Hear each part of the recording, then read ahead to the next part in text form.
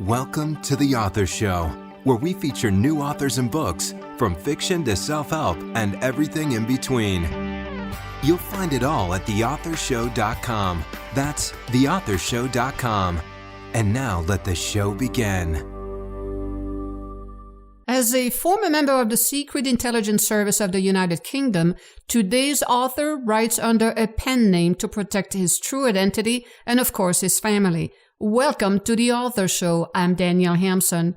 He goes by Nicholas Anderson. He is a best-selling and award-winning British author who brings us his third book in the NOC Trilogy, titled Knock 3 Times, Knock On Effect. But this trilogy has a twist. It is a trilogy of 4 books. Well, why not? After all, a baker's dozen counts 13, not 12, so why not a 4-piece trilogy? And you will find out soon why this is, as you hear from Nicholas. But before I turn to him, a quick reminder that selected interviews on The Author Show are available in our iPhone app, which can be downloaded in the App Store, as well as on TV on the Roku channel and Amazon Fire TV. Our app name on all platforms is simply The Author's Show. Now on to my guest, and you will find out more about him at nicholasanderson.info. That's I-N-F-O. nicholasanderson.info. Welcome to The Author's Show, Nicholas. Oh, hello, Danielle. Thank you for having me. Now, for our audience, let's bring in a bit of your background before we dive into the book itself, because it is very much relevant to your writing. You grew up in multiple countries. You were a national swimming champion who also played other sports, and you wanted to be a fighter pilot, but you flew helicopter in the Royal Navy, and you ended up in Secret Intelligence Service training. You have said that you were born to do what you ended up doing, spying. You indeed became a spy and were involved for many years in covert operations. You speak Russian, and you were involved in activities at the time of the fall of communism and the war in Iraq. I know you favor some level of secrecy on who you are, but would you like to add something else? No, what I can tell you basically is I'm a 20-year veteran covert intelligence officer for the British Secret Intelligence Service, known as MI6, who was recalled to active duty 3 times in my career. MI6 is the UK equivalent of CIA for you guys in the United States. Now, you said you wanted people to know what goes on in the world, and you also said, and I quote, "I do believe that the Russians and the Americans could not agree on building a bridge, so they dug a hole for all of us," end quote. How much did that sentiment influence your decision to transition from a spy career to becoming an author of multiple books, and especially the NOC Trilogy? Well, it did. I think basically I wanted closure. It wasn't a financial decision that I decided to become an author. It's just I wanted closure, and I had so many stories to tell. And in 2007, I decided to group together and put all my stories together. And I just started a manuscript, just plain writing some stuff down as I've always done. And it evolved into these books. So do tell us a little bit about the storyline in this specific title, Knock 3 Times, Knock On Effect. Well, it's not one storyline, Danielle. Basically, each chapter is a separate story that actually happened in my career as a covert intelligence officer. Some people say you could write a book on each chapter, but if you read the book, you'll see that each chapter is completely different to the next one. So who's your target audience for this book? Or for the entire trilogy, I should say? Well, mainly men interested in real-life espionage events. Some women might like it as well. It's not for kids. But what I would say is be prepared to have your preconceptions changed. And what is the significance of your book title? Obviously, there's a play on word there, but what else? Well, NOC, or NOC, stands for non-official cover, sometimes known as natural cover. It was later changed to non-traditional platform, as it's still known as today. NOCs were undercover in covert operations behind the Iron Curtain during Cold War to defeat communism, through to operating behind enemy lines, combating the rising Islamic militant fascism of today. Knock 3 Times is understandably written in the historical fiction genre, but you did mention that you had a lot of stories to tell. So how close are the stories in your book? How close are they to reality? Well, all of it is close to reality. It's all that happened in my life. But some names and dates have been changed because I'm restricted by law from telling the truth. The traditional book industry is also rather backwards. It wants to label books as either fiction or non-fiction. In fact, mine states fiction on the cover because I'm not allowed by the powers that be to say it is non-fiction. I think faction would probably be the best to describe my books. If only the book business opens its eyes to other possibilities. As a way of explaining, I often like to say this: what's right and what's true are different. That is indeed often the case, more than we want to know or want to acknowledge. So let's talk about a little bit about the protagonist in your book and who are also some of the characters that we will find. Well, according to the dictionary, protagonist is the main character in a novel, which proves my point in answering the previous question. Right. Nicholas Anderson is my pseudonym. For obvious reasons, I'm not permitted to state my real name, so I'm sorry. Other persons mentioned appear briefly, mainly is Dave Brennan, also not his real name, who was my colleague in MI6. He actually became disabled after being duct taped to a boulder in Nicaragua after being caught by the Colombian cocaine cartel in the 80s. They rolled him down in a ravine, but he survived, barely survived. Now, what about NOC 3 Times sets it apart from other books in the same genre? Well, I'm told by avid readers that my books are a combination of a British Jason Bourne and John le Carré's work. I have never read any books on 007, but from the promotional film clips I've seen, it seems like it's supposed to be a far-fetched comedy. What Bond did in Ian Fleming's head and what I did in real life are poles apart, if you like. And on your third book in the NOC Trilogy, NOC 3 Times back cover, you detail the 5 classified UK eyes-only security clearance levels. Yeah. What are those security clearances and which security clearance level did you achieve? Okay, I'm quite happy to read it out verbatim from the back cover of the book for your listeners, if that's okay. Sure, of course. And I'll add some comment. So in my days, there were 5 classified UK eyes-only security clearance levels. The higher you went up the secrecy ladder, the less people knew about you. Remember, too, that if you were in the topmost and highest bracket, 1A, which is ministerial-only top secret, you were either a security committee politician or government head of a ministry, both reporting only to the Prime Minister of 10 Downing Street. The 1B category was reserved for any persons involved in a non-traditional platform military operations, previously known as non-official cover or natural cover. It had an uncommon NATO designation of CTS. Just by the way, NATO is the North Atlantic Treaty Organization, for some people who didn't know. Okay, so NATO designation of CTS, which is cosmic top secret, attached to it.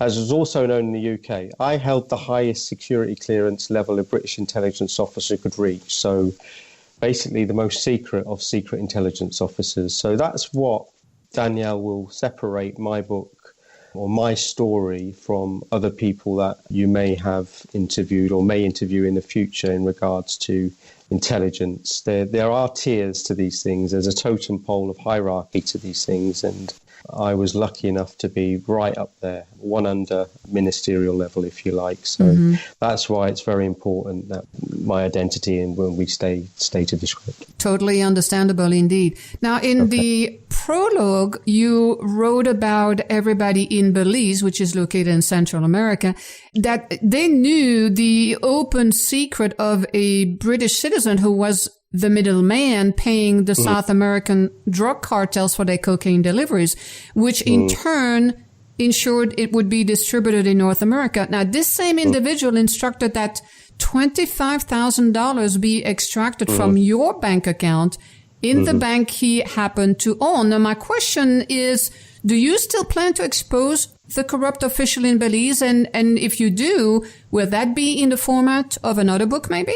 Well, I don't know what you mean by, will that be in the format of another book? Sorry. But to be sure, I wouldn't exactly describe the British individual as a corrupt official.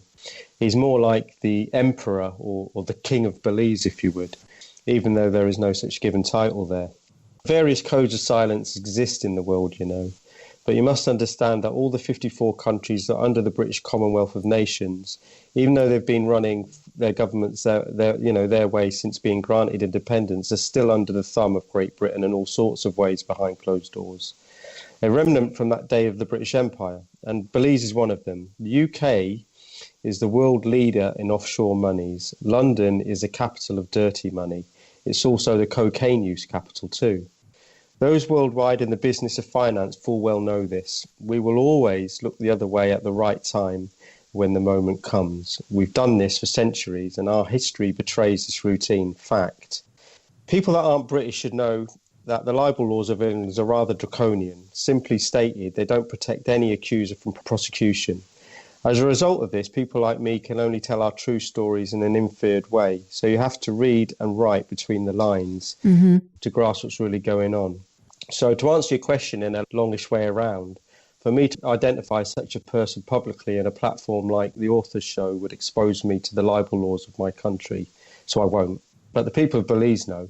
If you went there and asked the question, who is this? Some may deflect the question, but others would tell you his name. I would add that I once met a well-known investigative reporter from the UK's right-wing rag, which is called the Daily Mail, or some prefer to say the Daily Fail. As a joke. I'm familiar with the newspaper, Yeah, so you probably know it as the Daily Fail then. But it has the biggest daily circulation nationwide in the British Isles, Danielle. And I asked him why he doesn't expose this person we've just been talking about. And his answer was, well, why should we? He's on our side. Well, so there you have it, really, plain and simple in this partisan world we live in today, if you like.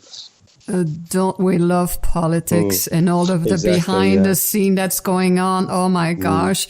You know, that is explosive what you're talking about. And of course, the layman person, the vast majority of people, unless they are in the business that you are or in politics as well, they just are not at all aware of all this. Now, there's another fascinating story in your book about working for the new king of Morocco. How did that come about? Well, I breached the UK Official Secrets Act when I submitted my first book manuscript for clearance. In fact, I had 400 pages redacted from the original 850. I also had 2 bank accounts closed. Plus, my lawyers were hearing plenty of rumblings about a warrant being issued for my arrest, as you heard earlier in describing how the British Commonwealth works globally. So for a couple of years, I deliberately avoided any overseas territory that had a connection to the UK, if you like, which is actually 20% of the world's landmass.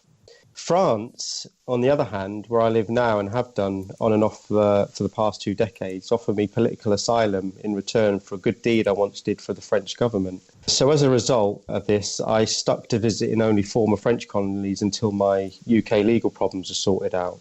This entailed Morocco, of course, and at the turn of the century, when the old king passed away, his son, who inherited the throne, wanted to modernise the whole caboodle from top to bottom, if you like, and that included changing of the guards, literally changing of the guards. So I was brought in to train his new personal close protection.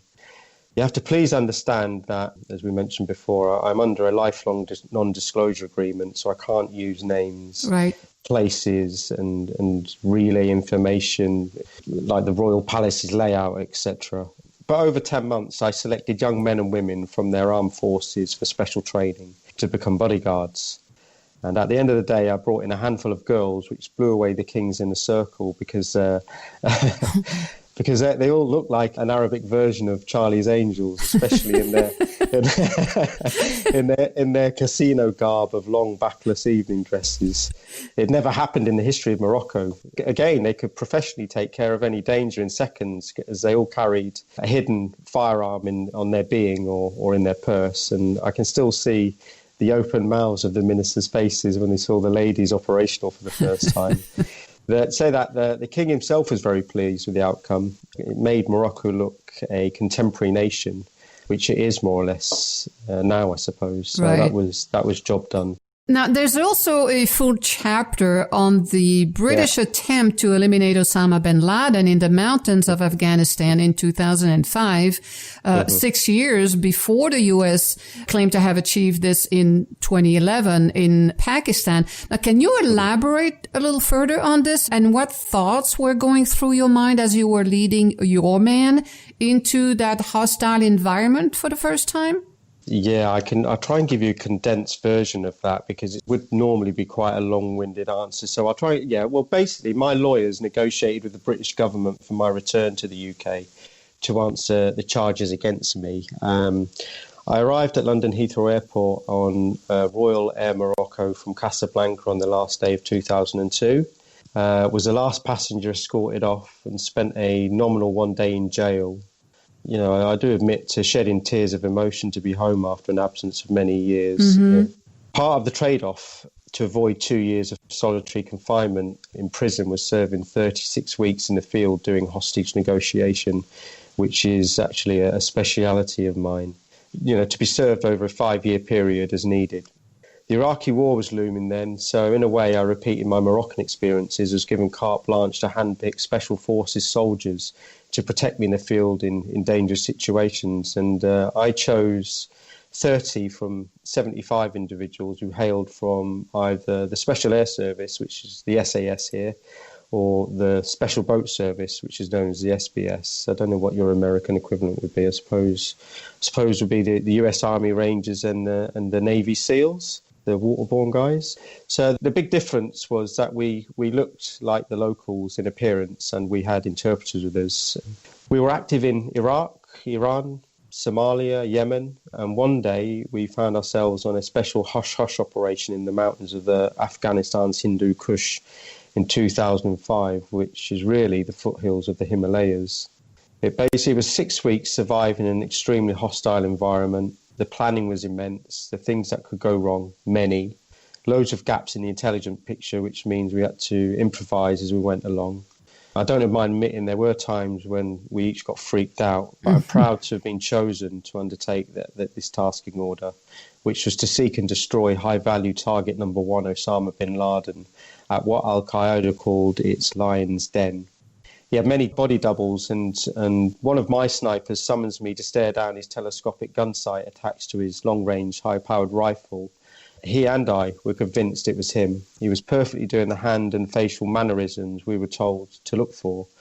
It was a goosebumpy feeling. The long and short of this, basically, is guided by us on the ground, a very expensive, secretly developed airborne equipment, sort of a giant drone, which obliterated that mountain hideout, along with an estimated 100 Al-Qaeda fighters. There was no way of knowing from the rubble who survived and who didn't down there. I do know that we informed our allies of this successfully completed operation, and as nothing was heard further from Osama bin Laden, the CIA unit responsible for finding Elvis, in their internal name for him, was shuttered later that same year in 2005.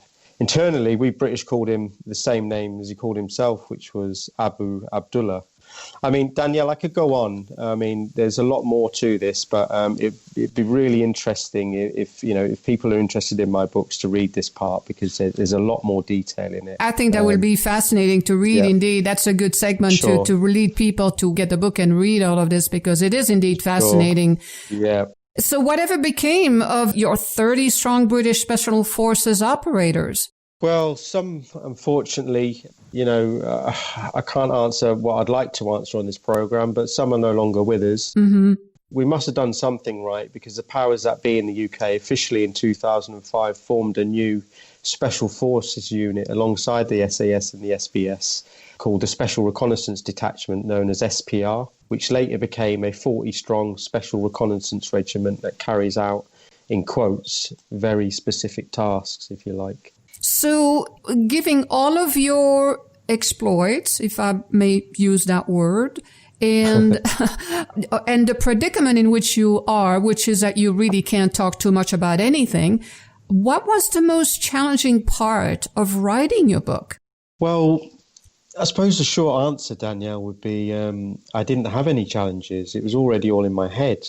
I just wrote what happened. When you read my books, you'll see that everything's backed up. You can look in and have a look yourself and go back in time and research as much as you want. Again, I didn't really have too many challenges because it was already upstairs. It's already inside me. And how would you describe your writing style in this book? Probably staccato. Out in the field, when things start to happen, there's no time to explain. Basically, you just do it. So I had to write it in the same manner as I lived it. Take normal narrative and throw it out the window. This is reality. Reality doesn't fall neatly into pre-arranged sequences. Real life kind of comes at you from all kinds of angles. So I see a lot of pragmatism in the writing of your book. Yeah. Well, I'm glad you enjoyed it, Danielle. It sounds like you did. Yes, I did. Now, and what messages, tell us what message you are trying to disseminate, if any at all, that you're trying to disseminate to the readers. Never believe what your government tells you through its cronies in the partisan media. How about that? That is so apropos right now. Yeah, there you go. Yeah, we all know that. Unfortunately, we still do believe them. Now, this is the last book in your trilogy. Could I pick up the third book without having read the other two and still make sense of everything, or must I read the others first?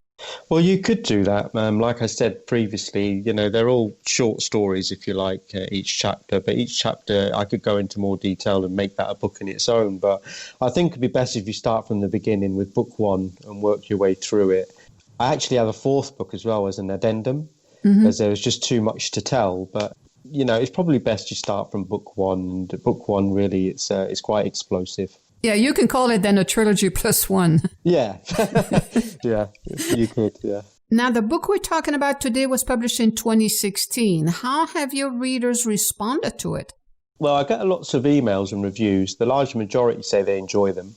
There's some knock it down killjoys, but you'll get that everywhere, I suppose. Sure. Each book, I'm told, is better than the previous one. Saying that, I'd actually like to take this opportunity and thank those that have purchased my books. I'm very grateful to them. I really am. Well, you just mentioned that you're getting better with each book, so can we expect another book? Do you have another book project? Yeah, I'm actually halfway through a fifth and final NOC book. I'm told by many readers that each chapter could be expanded into a full-length book, like I mentioned before. So look out for that one. All right, we will. And in the meantime, though, while we're waiting for your next project, where can readers find out more about you right now? And where can they purchase your book? Well, all four of the NOC titles can be ordered from all bookshops worldwide or downloaded from the various online service providers. For further information, my website is nicholasanderson.info. That's nicholasanderson.info. Okay, Nicholas, thank you so much for spending some time with me today. And when you release your next book, will you please come back again and share it with our audience? I'll be happy to. I'll be more than happy to, Danielle. Here's a review excerpt that I hope would inspire you to read NOC 3 times knock-on effect. Quote, Nicholas has drawn the minds of his readers to dark and unseen corners. These stories have, at least for myself, provided a diagnostic file on malfeasance and misdeeds based off historical events. I'd like to think that all readers of this series can now approach all angles of their life with a healthy amount of critical skepticism, particularly in those areas related in some way to governments and the decentralized power of oversight that people in democratic nations hold over their governments. Educating people in such a way is one of the most noble causes a person can pursue. Thank you for your writing. End quote. NOC 3 times knock-on effect is the title of the book by author Nicholas Anderson. Go out there and buy this book today. It is incredible to read. Great stories, although fictional, based on true events. And when done reading it, please remember to leave a review, as those are very important to authors and they are very much appreciated. And also, please share this interview with your friends so that they too have the opportunity to discover our guest and his work. And remember that The Author Show can be accessed at any time at theauthorsshow.com. And selected interviews can also be found on major platforms like iHeartRadio, Spotify, Google Play, Pandora, and many, many more. And whether you are an author who would like to be featured or a reader in search for new books to read, The Author Show is a great place to start. I'm Danielle Hampson. Thank you for listening. Until next time with another great author and another fascinating book. Thanks for listening to The Author Show. Find out more about authors and their work at theauthorsshow.com. Theauthorsshow.com. Tune in next time to another great author on The Author Show.